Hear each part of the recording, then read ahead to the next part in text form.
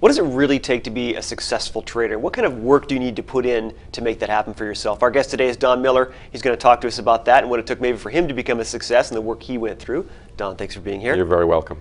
Well, a lot of traders are looking for the ultimate setup or the one black box system they can buy and then be on the road to success. But what does it really take to be a successful trader in terms of the work to put in? Well, when you think about the fact that especially in the futures industry, that trading is all about a vast transfer of wealth between the vast majority of traders who come and go and lose, and the small minority of traders that consistently figure this out and win. It's very much like poker, where you see the same people at the final table, despite the fact that everybody knows that a full house beats a straight, and etc. And so that really leaves all these intangibles in terms of really what it takes, and it's so much beyond patterns. I think people can learn patterns and learn technical analysis in a very short period of time, and that leaves all of these other intangibles, such as focus, such as discipline, such as sticking to your plan. Those are the aspects where the truly successful traders excel in. And how long did it take you to really reach that point where you felt like on a consistent basis I can make a living in the markets? I'm still on that road, frankly, and I think the minute that any successful trader tells you that they have figured it out and they have conquered that aspect of this business is the minute that they will start to fail.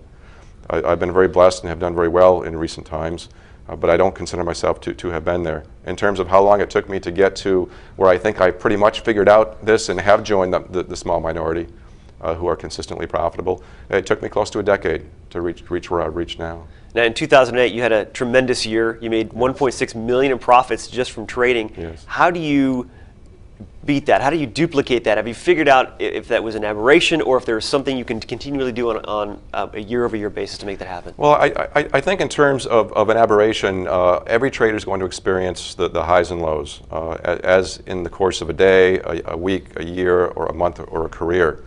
So that undoubtedly that was a very strong year for me, and it may be what I call an outlier. But that doesn't say that I'm not trying to continue to push myself. It has allowed me the freedom to do a few things. One is to work on increasing my size. It's a challenge that I haven't yet overcome in terms of becoming a true block volume trader, and that's what I'm working on now.